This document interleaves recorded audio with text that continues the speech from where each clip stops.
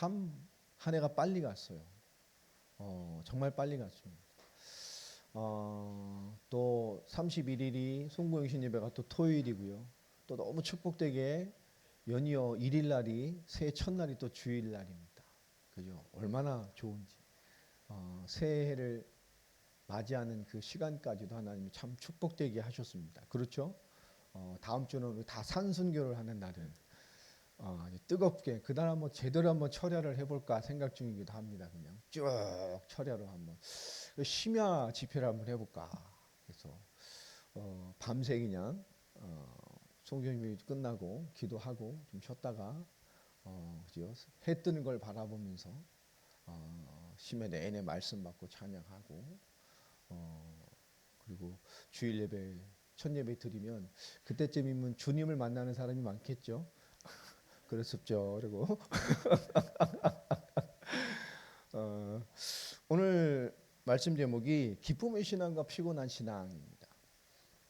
지금도 뭐 예배를 드리지만 예배가 참 기쁨이 되고 감격이 되는 사람도 있고 예배가 이게 피곤해지고 그런 사람도 있을 거예요. 신앙의 삶이라는 것이 그리스도 안에서 살아가면 살아갈수록 우리에게 힘과 충만함이 되는 사람도 있을 것이고 신앙생활을 하면 할수록 또 신앙생활을 잘했다가도 어느 날 굳어 있게 되고 이게 짐이 되어지거나 기쁨이 되지 않고 결국 하나님 기쁨이 안 되니까 내 기쁨을 어디서 찾죠? 세상의 문화와 즐거움에서 찾죠.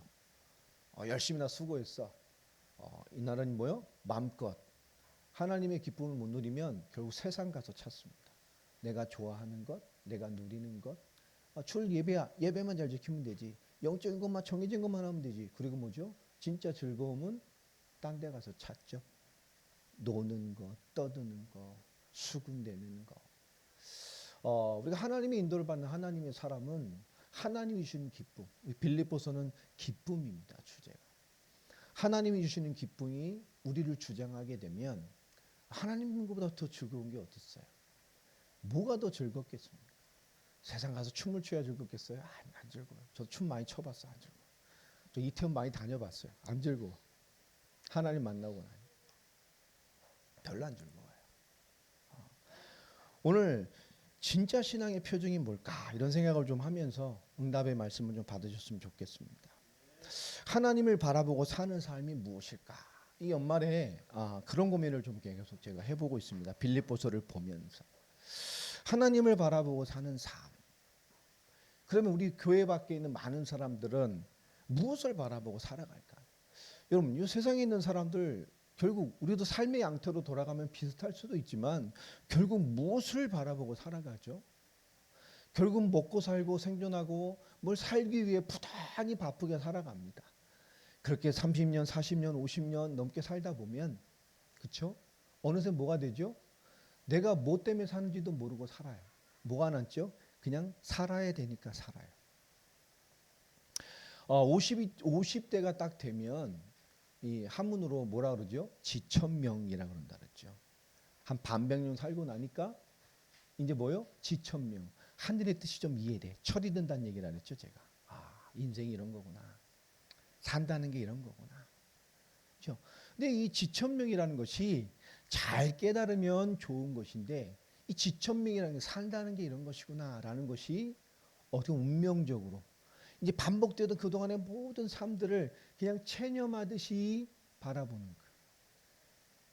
그러니까 또 이렇게 되죠. 이 또한 지나가리라. 그런 사람들이 그런 거 잘 써놔요. 이 또한 지나가리라. 왜? 그냥 그러고 다 살아왔어. 이런 거죠. 그냥 살다 보면 어떤 노래도 있더라고. 살다 보면 뭐 사라진다 뭐 그러는데요. 그런 거예요. 내가 왜 살지? 또 이 연말이 되고 연초가 되면 뭐 많은 사람들도 그렇잖아요. 새로운 도전과 새로운 다짐들을 하는 때입니다. 건강을 위해서, 뭐 신앙을 위해서 여러 가지 새해 계획을 위해서 그런 생각들 많이 하죠. 그러나 그런 많은 다짐과 계획과 뜻이 결국 우리 인생을 복되게 만들어가는 경우는 많이 않습니다. 결국 우리 인생은 뭔가 인생을 이끌어갈 참된 신앙의 비밀, 우리 인생을 기쁘게 만들 중요한 답을 찾아내지 않으면 우린 뭔가 그냥 살고 있고 살기 위해서 살고 있고 사라지니까 살고 있고 마지못해 사는 것이 어느 날 중독이 되고 체질이 되어져서 다 그렇게 사는 거지 하고 살아가는 그런 운명과 같은 인생으로 살아가는 것들이 참 많아요. 또 우리나라는 좀 더 그런 문화가 많죠. 여러분 우리가 뭔가 하나님의 응답을 받기 위해서 가장 중요한 것은 뭐냐? 무언가를 계속하고 지속할 수 있는 영적인 힘이 있어져야 됩니다. 하나님 바라보는 것도 그런 것이죠. 우리가 무엇이든 힘내서 한번 해보자. 새로운 결단 가지고 잠시 해볼 수 있어요. 야, 진짜 힘내보자. 오늘 하나님을 위해서 올해 한번 애써보자. 할 수 있어요. 우리가 뭔가 한두 번은 애쓰고 힘쓰고 작정하고 결단해서 뭔가 해볼 수 있어요. 잠시 하나님의 의로운 것처럼 금식도 해보고 뭐도 해보고 뭐 큐티도 해보고 할 수 있어요. 그러나 정말 중요한 것은 그게 진짜 내 것이 되지 않으면 결국은 노력은 좋은 것이지만 우리 자기 한계를 다시 느끼게 되는 경우가 참 많습니다. 우리가 오늘 말씀에서 진짜 신앙이 뭐냐? 사도 바울은 빌립보서를 통해서 기뻐하는 것이다 라는 식으로 답을 계속 주고 있어요. 내가 감옥에 갇혀 있는 거?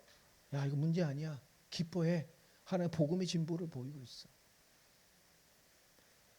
오늘 계속해서 끊임없이 사도 바울은 난 진짜 하나님 앞에 이 죽음의 상황과 재판의 상황이 나는 하나님 만나 이 세상 끝나고 빨리 죽어 저 갔으면 좋겠어.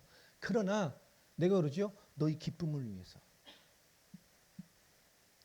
사도 바울은 너희 기쁨을 위해서. 그리고 너희를 통한 하나님의 역사를 바라보며 내가 또 기쁨을 회복할 것이기 때문에. 2장에서도 마찬가지죠. 끊임없이 그는 우리에게 기쁨에 대한 요구를 합니다. 여러분 진짜 신앙은 하나님이 주신 기쁨이 있는 거예요. 기뻐하는 겁니다. 이게 딱 보면 웃음들이 없어.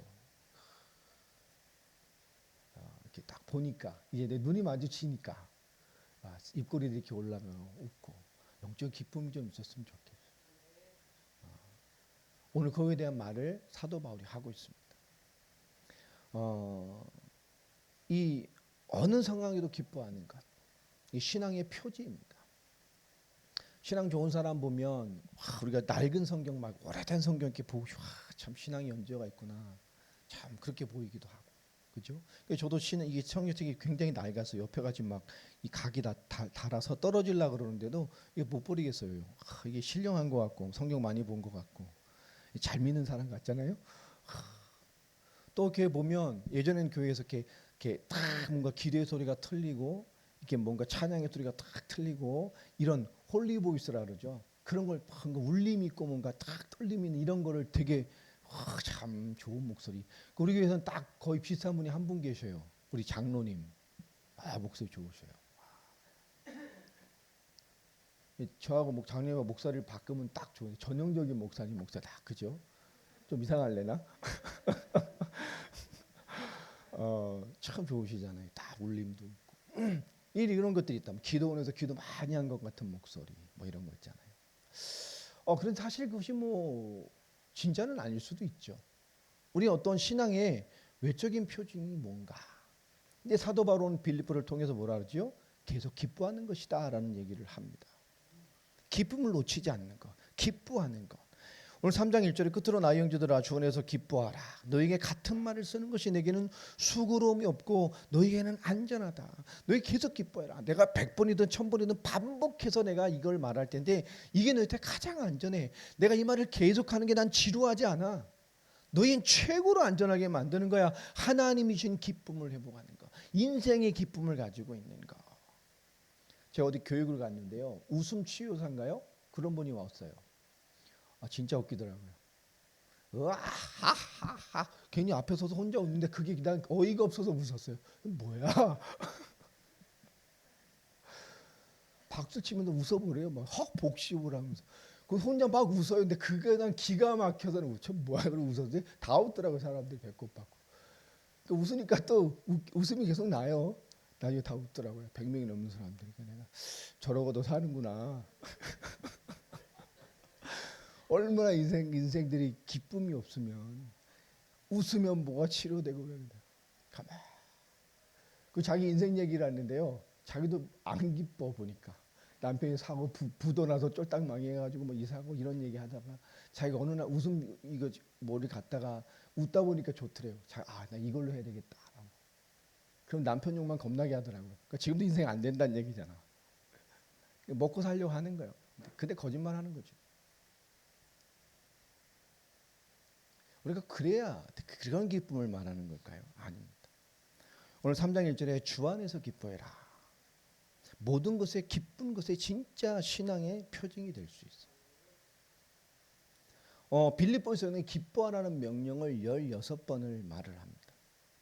근데 성경에 보면 어쩔 때 기뻐 있죠? 누가복음 10장에 보면 70인 전도지자들을 2명씩 팀을 맺혀서 35개 지역으로 파송해서 현장에서 엄청난 응답들을 받고 오게 되죠. 그들이 그리고 오면서 뭐라고 됐죠? 누가복음 10장 17절에 보면 그들이 엄청난 열매와 증거의 현장을 맛보고 기뻐하며 왔습니다. 기뻐하며 돌아왔어요. 여러분, 우리가 주일을 하면 기쁘죠. 복음이 전달되어지고 생명이 전달되어지고 그게 전도잖아요. 여러분, 전도하고 기뻐했어요. 하나님의 일을 하고 내 인생으로 하나님의 말씀이 성취되는 것을 보는 것으로 참 기뻐했죠. 그리고 요한복음 16장 24절에 보면 기도하고 참 기뻐했죠. 지금까지는 너희가 내 이름으로 아무것도 구하지 않았으나 그리하면 구하라. 그리하면 받으리니 너희 기쁨이 충만할 것이다. 기도 후에 그리고 기도해 주신 응답과 충만함을 통해서 뭐요? 기뻐했죠. 전도하고 기뻐하고 주의 일에 쓰임 받은 것에 기뻐하고 또 기도 자체에 응답에 감사해 또 기뻐했어요. 사도행전 2장 41절로 42절에 보면 그들이 말씀을 받고 그 영적인 교제 이유, 그 영적인 모임 가운데에 또 뭐였습니까? 기쁨으로 충만했다고 말합니다. 그러니까 만나면 기쁜 거죠. 같이 말씀 받고 기도하고 가정 현장에서 가정교회에서 현장교회에서 그냥 만나면 기쁜 거예요. 만나서 말씀 받고 만나서 기도하고 만나서 삶의 교제하고 만나서 떡을 떼고 모임을 통해서 예배를 통해서 그들은 기뻐했어요. 사도행전 5장 41절에 보면 그들은 또 뭐였죠? 핍박. 우리가 능력받고 핍박받는 것을 좋아할 사람들은 없잖아요. 그런데 그들은 뭐죠? 능력을 받는 일조차도 야 내가 하나님 일하다가 핍박받을 만한 사람이었는가 봐. 그 자체를 가지고 뭐였죠? 기쁨을 얻었어요. 핍박도 기뻐했어요. 항상 기뻐한 거죠, 여러분. 전도하고 주일하면서 기뻐하고 기도하고 응답받고 기뻐하고 서로 만나면 기쁘고 모이고 기쁘고 말씀 나누고 기쁘고 핍박받았는데도 기뻐해. 야 대책이 없는 사람들이. 모든 것을 통해서 그들은 뭐죠? 영적인 기쁨을 누렸습니다. 항상 기뻐하라. 쉬지 말고 기도해라. 사도 바울이 꼭 하는 중요한 말씀이기도 하죠. 우리가 항상 신앙생활하는데 이 주시는 기쁨이 없고 뭔가 이 피곤하고 신앙생활이 메마른 거다. 그러면 뭐죠? 지금 뭔가 피곤한 신앙들은 뭔가 굳어버린 신앙, 뭔가 가짜 신앙, 올바르지 않은 신앙생활로 좀 가고 있는 전조 증세다라고 생각합니다. 한번 웃어보세요. 기쁨이 없으면 뭐라고요? 그걸로 가고 있는 거예요. 영적인 기쁨이 없다. 그러니까 웃고 있는 걸 말하는 거예요. 계속 웃고 있으면 그죠?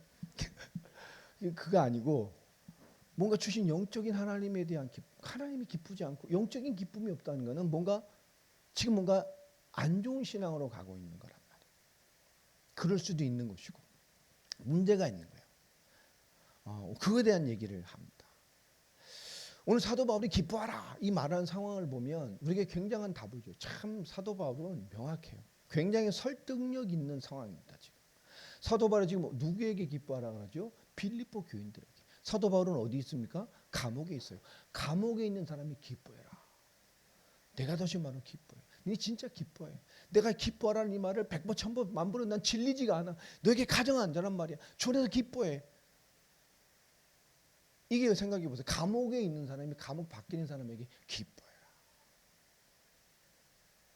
이게 얼마나 힘 있는 말이냐 말이에요. 우리가 자기가 좋을 때 하는 말들은 설득력이 많이 떨어질 때가 참 많아요. 그죠? 제가 막 삶의 부족함이 없고 막 돈도 많이, 그죠? 뭐 할 때마다 야 사람이 먹고 사는 것만이 사는 게 아니야.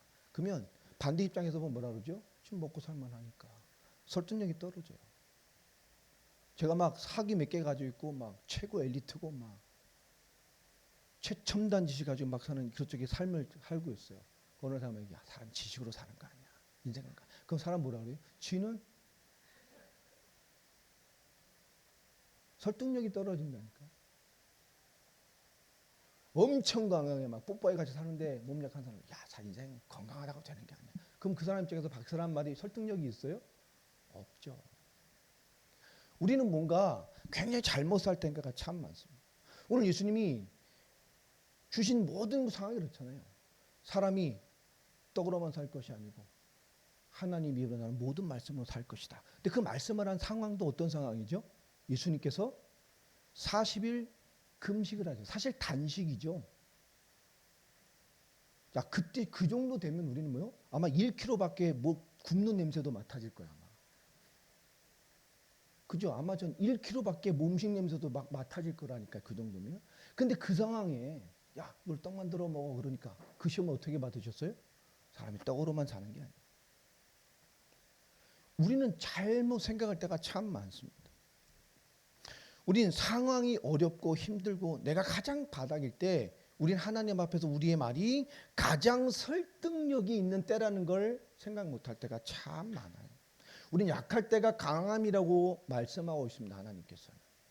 사도 바울이 자기의 병치를 위해 그렇게 기도했을 때도 하나님 뭐랬죠? 너의 약함이 강함이다. 네 은혜가 충만한 걸 이해를 못하겠니? 라는 말씀으로 답을 하시죠. 정말 이 세계복음을 위해 그렇게 헌신하는 그 걸음을 왜 하나님 바울 건강하게 치료해 주시지? 온몸을 종합병동으로 만들어서 나중에 의사 누가가 함께 하자면 안 될 만큼 온명이 종합병동이었잖아요. 거기다 사도 바울이 가졌던 가장 약점이 뭐였습니까? 하나님 앞에 그렇게 바라봤던 가장 큰 이유는 그가 가졌던 간질이잖아요.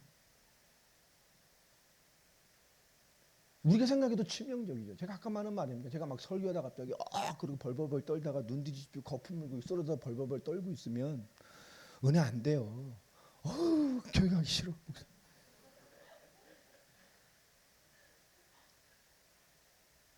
오 칠판석에 멀쩡히 갑자기 이러더니 눈 돌아가서 거품 물고 벌벌벌 떨어져. 여러분 몇 번 보면 교회 오고 싶겠어요?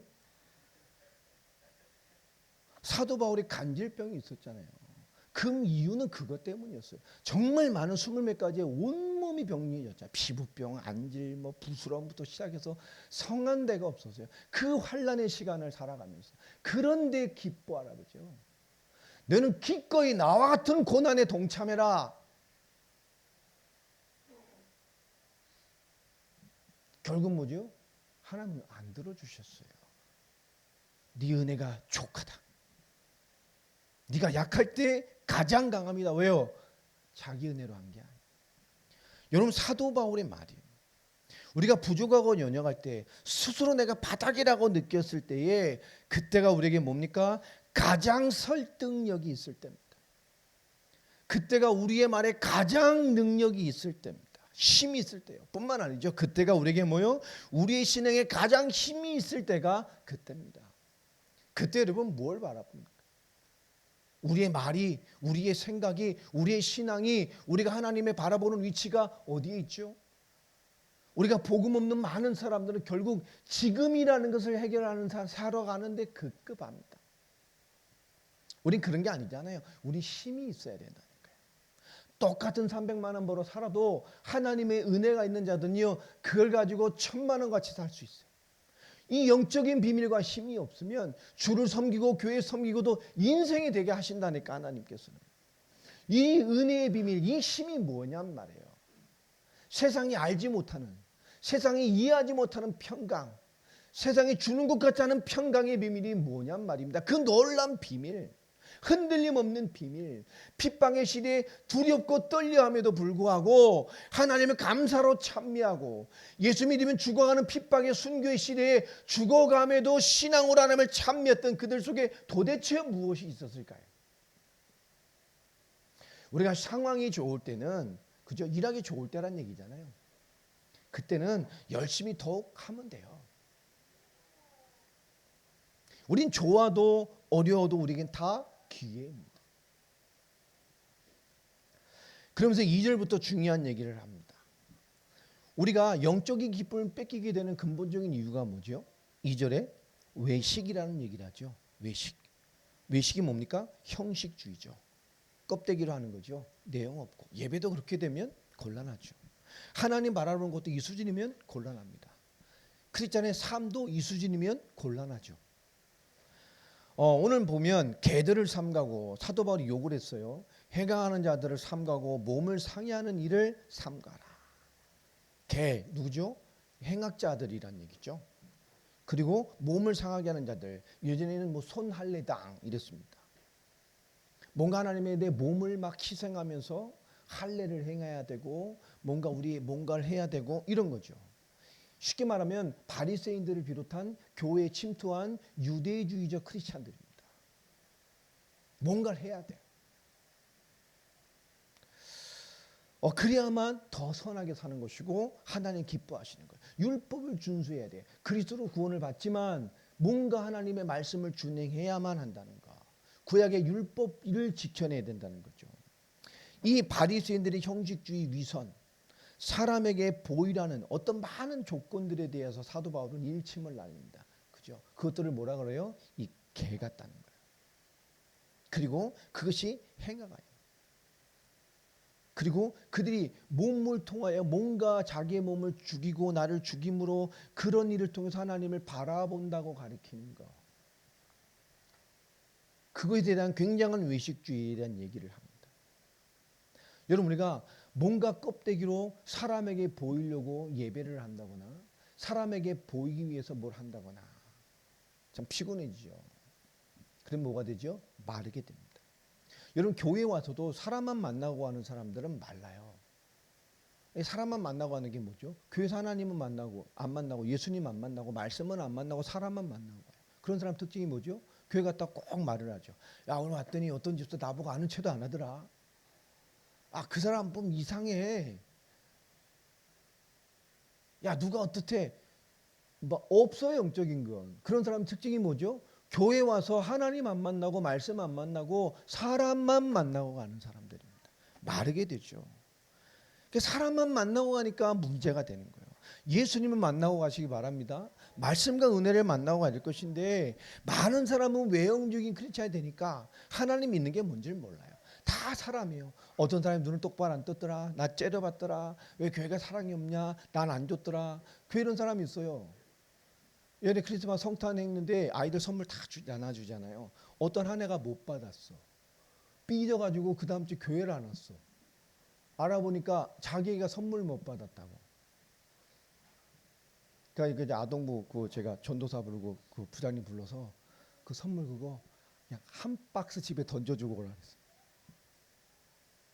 그냥 던져주고 오라. 한 박스가 오니까 가서 오니까 전화가 왔대요. 그 전도사한테. 그래서 전화가 왔는데요. 이거 왜 이렇게 가져가라고 전화가 왔대요. 왜 이렇게 갖다 주냐. 가져가시라고. 잘 됐다. 내가 갈게. 일부러 그런 거거든. 아주 집사가 아주 박살을 내놓고 왔어요. 이 빌어먹을 집사야 이런 거. 죽을래 살래 막. 하나님의 진노를 받을 테냐 막. 집사식이나 돼가지고 얘는 안 받았다고 삐져가지고. 그럼 사무실에서 달라 그러든가 교육자 말하면 될 일이지.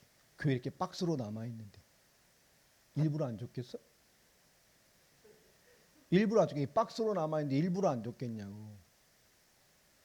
삐진 네가 문제지. 그래가지고 앉아가 조목조목 그냥 박살을 내놓고 왔어. 시험 들어서 안 올 거면 안 와도 돼. 그 수준으로 어디 하나님도 한심해서 안 받을 거다 나를 가지고 저주를 퍼붓고 왔어.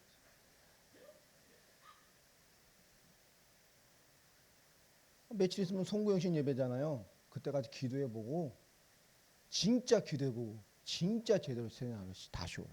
집사가 돼가지고 신앙생활 1년 하는 사람도 아니고 10년을 넘게 신앙생활을 하고 복음을 몇 년을 든 사람이 이거 하나 삐져가지고 교회를 안 하고 예배를 안 하고 아주 작사를 내놓고 한 1시간을 넘더라고. 욕만 안 했지 저주를 다 퍼붓고 왔어요. 송금식 예배 때 왔더라고. 난 죄송해요. 하나님께 죄송합니다. 난 죄송할 거 없어. 나한테 욕 먹느라고 뭐 집사님 수고했지. 뭐 아무것도 아니잖아요. 뒤돌아 하나 앞에 생각해 보면 아마 자기 자신이 얼마나 창피했을까. 이거 아무것도 아니고 교회 선물이 뭐 비싸기나 합니까? 그 왜 1,000원짜리 안 받았다고 삐져가지고 그저 한 달에 600~700만 원씩 버는 집사가 삐져가지고 야, 그 지가 삐져가지고 신앙생활 잘하는 단순한 남자까지 시험 들게 만들어가지고 교회 못 오게 만들어. 아주 내가 아주. 여러분 생각해 보세요. 교회 와서 대부분요 사람만 만나와요. 이게 심해지면 어떻게 되죠? 분노 게이지까지 올라가죠. 자꾸 하나님 못 만나는 사람들은 나중에 성질 더러워져요. 요즘 성질 들어오시면 생각하세요. 하나님 만난 지가 오래됐구나. 이렇게. 은혜 받은 지가 오래됐구나. 이렇게. 이게 심해지면 자꾸 분노 게이지 올라가요. 이게 나중에 어떻게 되죠? 영적으로도 문제가 되죠. 그 모델이 누굽니까? 사울 왕이요. 이스라엘 초대 왕. 이 사람은 은혜를 못 받고 하나님 주신 기쁨이 없으니까 자꾸 분노 게이지가 올라가기 시작하잖아요. 나중에는 어떻게 되죠? 분노 게이지가 차다가 충만해지니까 나중에 귀신 들려버렸어. 여러분 자꾸 승질내면 그죠? 우리 영접해서 뭐 들리지는 않는데 자꾸 속아요. 이게 자꾸 사울이 뭐죠? 하나님 만나 사람 의식했잖아요. 사람의 표롭고 백성의 신임을 자꾸 하나님과 상반된 짓들을 하죠. 사람들을. 근데 그를 그렇게 미쳐버리게 만든 최고의 사건이 뭐였습니까? 다윗의 승승장구를 바라보면 백성들이 노래를 부르시지. 사울 왕은 뭐요? 천이요. 다윗은 뭐요? 만만이다. 그 나중에 돌아버렸어. 여러분 그런 겁니다. 오늘 말씀에 오늘 바울은요 기쁨을 잃지 않는 이유에 대한 얘기를 합니다. 특별히 갈라디아서 1장을 한번 좀 넘어가 볼까요? 그 앞에 있습니다. 갈라디아서 1장 10절에 보면 이제 내가 사람에게 좋게 하랴 하나님께 좋게 하랴 사람들에게 기쁨을 구하랴 내가 지금까지 사람들의 기쁨을 구하였다면 그리스도의 종이 아니니라. 오늘 사도 바울의 신앙관이 나오죠. 내가 그리스도의 종된 자다. 그리스도 앞에서 그리스도를 위해 사는 자다. 난 단 한 번도 사람을 기쁘게 하려고 사람들을 만족시키려고 살아본 적이 없어. 그렇게 사역해 본 적이 없어. 나는 그리스도의 종된 사람이야. 그리스도를 위해서 그분의 일을 위해서 사는 것이지 사람의 만족을 추구하는 사람이 아니야 라는 얘기를 합니다. 이게 사도 바울의 신앙관이에요. 그러면서 오늘 3절부터 보면 그러면 기쁨을 주는 신앙생활 그것이 무엇인가에 대한 얘기를 하죠. 첫 번째로 하나님의 성령으로 봉사하고 그리스도 예수로 자랑하고 육체를 신뢰하지 않은 우리가 곧 할례파라. 오늘 여기서 첫 번째 세 가지 얘기를 하게 됩니다. 하나님의 기쁨을 주는 것이 뭐라 그랬어요? 하나님의 성령으로 봉사한다. 이 봉사, 서비스. 지금은 뭐 미국은 봉사도 서비스, 예배도 서비스 그럽니다. 왜 워십이란 말을 이게 다 대체해서 서비스라 그래요. 전 진짜 마음에 안 드는데. 오늘 결국 예배의 근본을 말하는 것이죠. 하나님은 영이시니 예배하는 자가 영과 진리로 그 생명의 말씀, 그 진리의 말씀과 영의 생명으로 예배드리라고 말합니다. 예배에 대한 본질을 얘기하는 거죠. 예전에 제가 사역할 때 남자분인데 이렇게 새벽 예배를 거의 이렇게 나오시는 분이 계셨어요. 그래서 제가 새벽 예배 하면서 좋은 점이 뭐예요? 무슨 응답을 이렇게 받고 이렇게 새벽에 나오셔요. 그랬더니 이분이 이렇게 좀 꼬장꼬장한 분이에요. 사업하면서도 이렇게 꼬장꼬장한 사람들이 있잖아요. 그런 분인데 내가 보면서 야, 저 사람 참 예수 안 믿었으면 큰일 날 뻔했다 이런 사람이거든. 꼬장꼬장한 사람이 아주 그냥 칼 같고 막 예누리 없고 막 바늘 같고 막 칼끝 같고 이런 사람이 있잖아요. 막 율법적이고 막 이런. 집에 가서도 완전히 군기 애들이 맨날 주눅 들어 있어요. 아빠만 보면 막 애들이 굉장히 그런 사람이에요. 근데 이렇게 한번 물어봐서 그 새벽에 자주 거의 뭐 나오시니까 새벽 예배도 집사님 뭐 이렇게 안수 집사님 뭐 이렇게 좋으세요 했더니 그분이 되게 재밌는 얘기를 하더라고요. 그래서 아니요, 제가요 새벽 예배를 딱 성공하고 가면요 오후부터 화가 나요. 근데 새벽 예배를 안 드리면요 아침부터 화가 나요.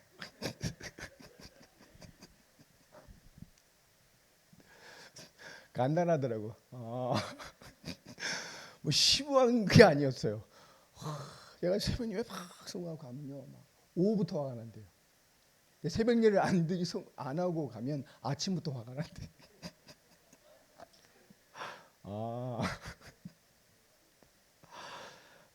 그런 거죠. 그나마 하신 예배가 오전 중에 기쁨으로 유지되어 가는 거. 우리가 영적인 거라죠. 사실 영적인 게 힘이 있잖아요. 예. 세상 알지 못하는 하나님의 이슈는 영적인 무언가가 있단 말이에요. 결국 우리 인생의 성공, 사람의 성공은 예배에 달려 있습니다. 가인의 예배는 하나님이 연락하지 않았죠. 결국 하나님과 분리됐습니다. 아벨의 예배는 하나님이 받으셨죠. 결국 아벨의 그 언약이 승계되어져서 그죠. 오늘 성경의 기록으로 오늘 우리에게까지 와 있습니다. 결국 인생의 분기점이 뭐냐? 인간 인생을 판가름하는 그 기점이 예배라는 것입니다. 우리가 육적인 노력을 해도 우리 삶의 변화를 줄 수 있어요. 내가 지난 한 해 너무 운동을 안 했구나. 올해 내가 운동하고 다이어트하고 건강을 회복하리. 이런 결단만 해도 인생의 변화가 와요. 한 막 80kg 나가다 갑자기 한 60kg, 55kg 돼 보세요. 그 여자분들 굉장히 힘 얻어요. 막 자존감 상승하고요. 눈빛이 달라지고, 그죠? 굉장히 자신감 있는 사람으로 막 자존감이 살더라고. 남자도 마찬가지입니다. 막 이렇게 둥글게 살다가 갑자기 막 근육 생기고 막 각 생기고 막 이러면 자존감이 상승되고 어깨도 펴지고 눈빛도 달라지고 자신감 없고요. 사람이 달라져요. 우리가 뭔가 육신에 대한 결단으로 뭔가 잠시 해도 얻는 것이 있어요. 그러나 정말 영적으로 하나님 만나고 하나님 앞에 주신 뭔가가 우리를 주장하면 그런 것과 다른 보이지 않는 충만한 무엇들이를 주장하게 됩니다. 결국 인생의 분기점은 예배입니다. 하나님의 역사와 하나님의 응답 속에 있게 하는 가장 중요한 분기점이 예배라는 거예요. 여러분, 정말 우리 자녀가 예배 인생 안 된다. 사실 뭐죠? 사실 허사잖아요. 허사되는 인생입니다. 이 시간도 뭐 크리스찬인데 시험 다 됐다고, 그죠? 도서관에 앉아 있는 사람들. 하나님이 아니고 내 인생의 해답은 뭐요? 공부에 있다. 도서관에 앉아서 우상 숭배를 심란하게 하고 있는 거죠. 도서관에 우상 숭배자들 많아요. 하나님이 아니라 결국 좋은 회사 가야 돼 라고 하고 있는 사람들. 앉아서 뭐죠? 도서관 앉아 열심히 공부하면서 뭐요? 최고의 우상 숭배하고 있는 거란 말이죠. 우리가 이 자녀가 예배의 응답을 받는 사람, 예배 인생은 하나님의 인도와 축복과 하나님의 다스리심이 그 삶에 있게 됩니다. 우리가 하나님의 성령으로 봉사하고 하나님을 예배하고 섬겨내는 것이 무엇인지를 모르는 사람 너무 많아요. 불신자는 100% 사주팔자 운명이 잡혀 있잖아요. 안 된다니까. 살아가면 살아갈수록 인생 안 된다는 걸 알아요. 여러분, 불신자의 특징이 뭐죠? 나이를 먹으면 먹어갈수록 인생 노력으로 안 된다는 걸 알아요. 성실히 살면 되지 성실히 안 된다는 걸 알아요. 야 그냥 열심히 살면 돼. 야 그냥 열심히 뭘 먹어서 못 먹고 살겠냐? 말은 그렇게 하지만 성실, 노력, 최선 그 어떤 것을 다해도 인생은 그것으로 되지 않는다는 걸 안다니까요. 전부 거짓말하고 있어요. 최선을 다해 살아? 안 돼요. 성실하게요? 안 된다니까. 사주팔자 운명에 잡힌 사람들은 그걸 알아요. 살아가면 살아갈수록, 나이를 먹으면 먹을수록.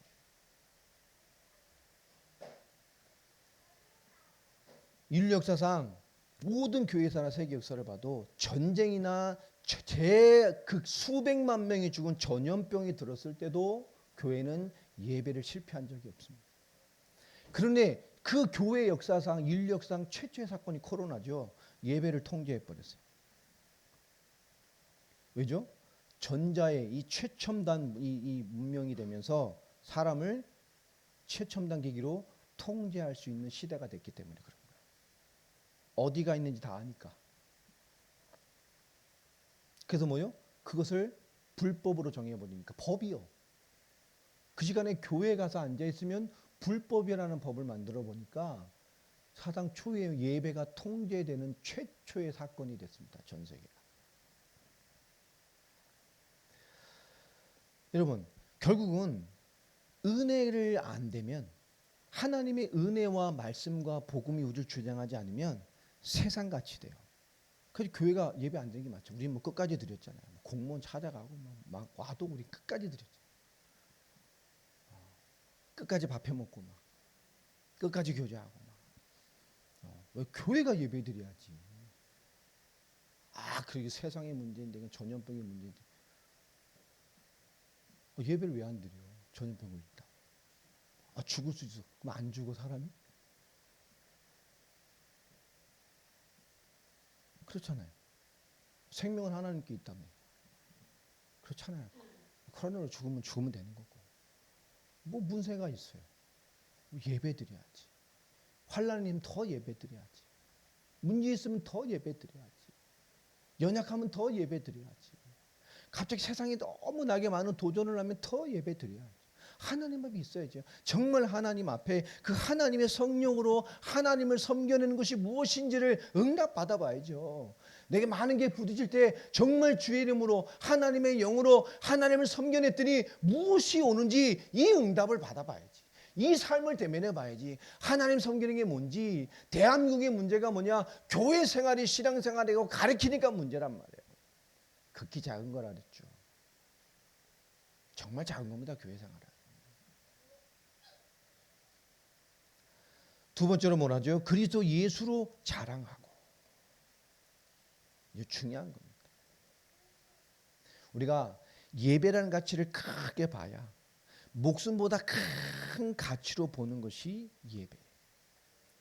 그것이 있어야, 그런 영적인 가치가 있어야 나와지는 것이 오늘 영적인 두 번째, 예수를 자랑하게 됩니다. 여러분, 우리가 나에게 집중하면 집중하게 될수록 침체됩니다. 나에게 집중하면 집중할수록 우린 감정에 잡히게 돼요. 우리 청년들 뭐 선교지 가본 사람도 있으니까 가서 우리 선교지 가서 보면 별거 안 해. 근데 다 살아 있어. 막 다 충만해. 막 다 선교지 가서 보면 다 충만해. 뭐 카프카스 이런 데, 카프카 산맥 그런 데 가보면 진짜 시골이에요. 화장실도 불편하고 먹을 것도 없고 뭐 살 것도 없고 그냥 이국적이라는 풍경밖에 없지. 거기서 살려면 나도 참 불편해. 진짜 불편해요. 인종도 불편하고 먹는 것도 불편하고. 그렇다고 맛있는 것도 없어. 가보면 만두라고 뭐 맛이 사주는데 막 만두가 주먹만 해요. 그런 걸 막 그 인놈의 인간들 한 10개씩 먹어. 와, 어떻게 먹는지. 우리 3개 먹으면 도저히 못 먹어. 5명 앉아있는데 50개 시켜놨더라고. 와, 10개씩 먹어야 된다. 나중에 지들 다 싸가서 가져가고 막 못 먹어. 거기다 막 피자도 막 맛도 없어요. 우리나라도 피자 없어. 막. 근데 불편한 거 투성인데도 선교지 가면 다 기뻐요. 청년 다 기뻐요. 왜 그렇죠? 하나님의 은혜가 나를 주장하니까. 불편한데도 은혜 된다니까. 복음 전하고 말씀 성취되는 거 보면 그게 얼마나 감격이 됩니까? 한국에서 영접하는 거 뭐 크게 감동이 돼요? 아니, 근데 선교지 가면 우리 깨워요. 다 선교사로 파송해서 아예 선교지에 다 넣어놔버려야 돼요. 그래야 365일 은혜되게 사는가 봐. 다 보내버려야 돼. 다 원격으로 예배드리는. 여러분, 예수를 자랑하는 게 뭐죠? 그런 겁니다. 예수를 증거하는 거예요. 내가 들은 것, 내가 본 것, 그게 전도입니다. 내가 들은 것, 난 들었거든, 나 이거 봤거든. 여러분, 이게 전도예요. 여러분, 이게 우리의 태도입니다. 삶의 태도. 야, 예배 들어봐. 야, 너 교회 다녀봐. 예수님 믿어봐. 왜? 여러분, 그게 삶의 태도라니까요. 예수님과 막 착한 척하고, 그리고 착하지 않으면 착한 척하면 힘들어요. 그런 거 말고 내가 본 거, 내가 들은 거, 야, 나 봤거든, 나 들었거든. 여러분, 예수를 자랑하는 거예요. 하나님이신 은혜, 하나님의 사랑, 하나님의 역사로 정말 온전한 응답을 섬겨본 사람들은 그것을 나눌 수 있단 말이에요. 예수를 자랑하는 힘이 있단 말이에요. 여러분, 삶으로 보이지 마세요. 여러분, 말로 예수를 나타냈어요. 말로. 여러분, 듣지 않았는데 어떻게 예수를 믿겠어? 여러분, 착한 척하고 앉아서 몰라. 저 사람 착하구나. 말을 해야지. 내가 보고 들은 것을 말을 해야지. 내 삶으로 모범을 보여야지. 웃기는 소리 하지 말아요. 불신자는 우리의 상태, 양태를 보고 믿지 않아요. 우리의 양태를 보고 판단하죠. 결국은. 우리가 착하면 예수 믿어줍니까? 아니요. 복음이 들어가야 돼요. 되려 우리의 양태를 보고 판단하죠. 예수 믿는 게 왜 저래? 야, 쟤 예수 믿는다며. 왜 이렇게 성질이 더러워? 어쩌다 한번 화냈는데. 쟤는 맨날 화내면서.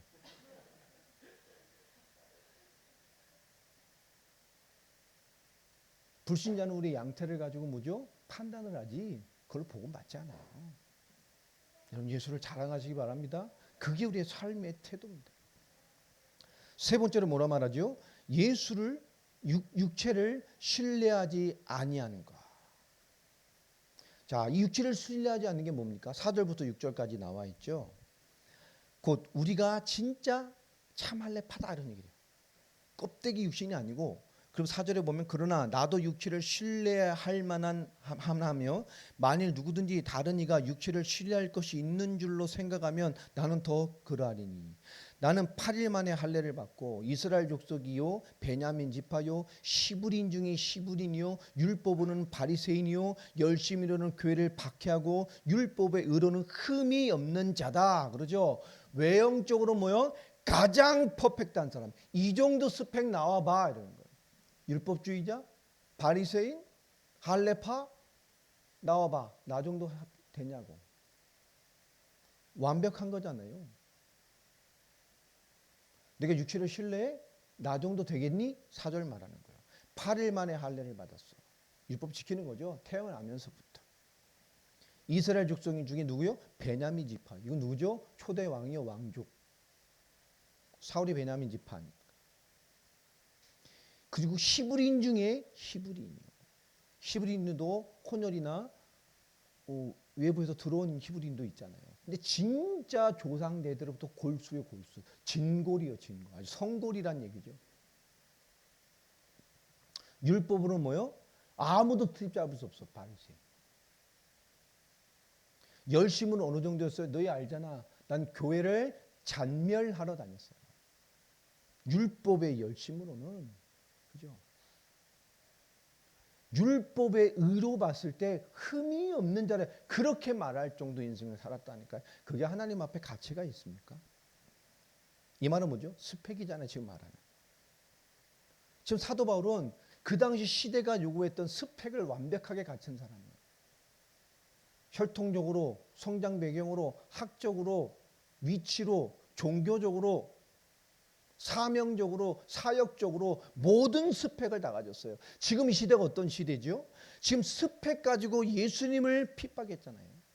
스펙 가지고 사울은 뭐 했습니까? 예수 믿는 사람을 죽였다니까. 여러분, 지금 많은 사람이 스펙 가지고 예수님을 대적하고 스펙 가지고 하나님을 영원롭지 못하게 하고 스펙 가지고 저 신앙을 핍박하는 시대가 됐어요. 여러분, 그러지 않아요?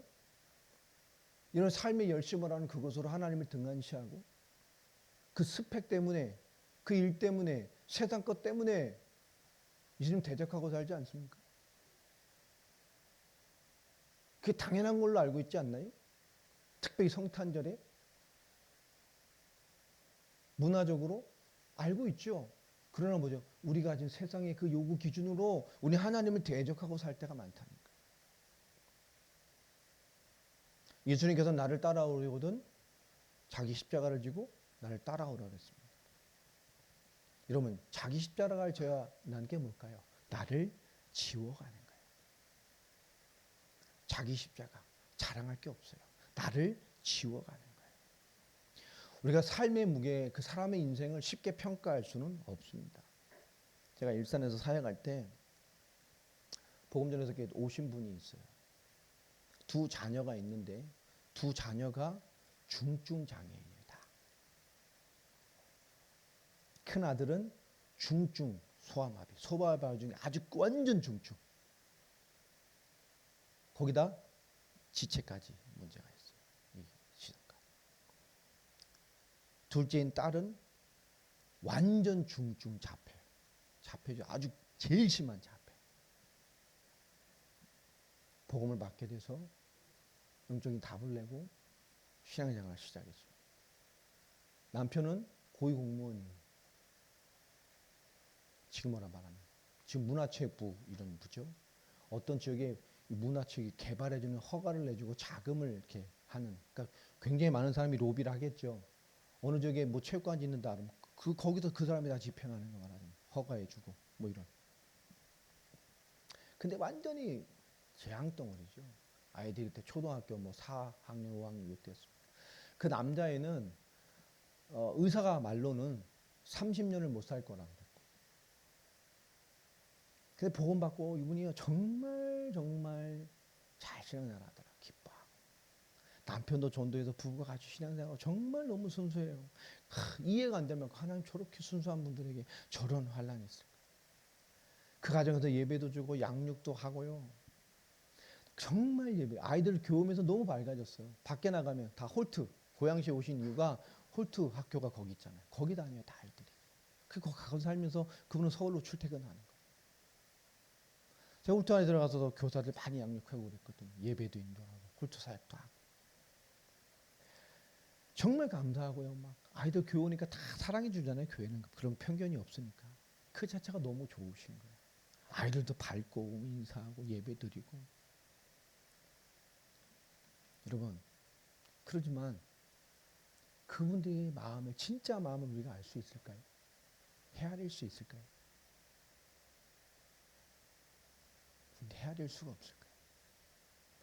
그 일생을 그 15년 이상을 흘려왔던 그 눈물과 아픔을 지금 보고마다 하나님 너무 감사해요. 예배드리니까 너무 감사해요. 하지만 정말 그들의 삶의 무게와 그 마음을 하나님 앞에 감사해요. 그 감사의 기준을 우리가 이해할 수 있을까요? 못할 겁니다.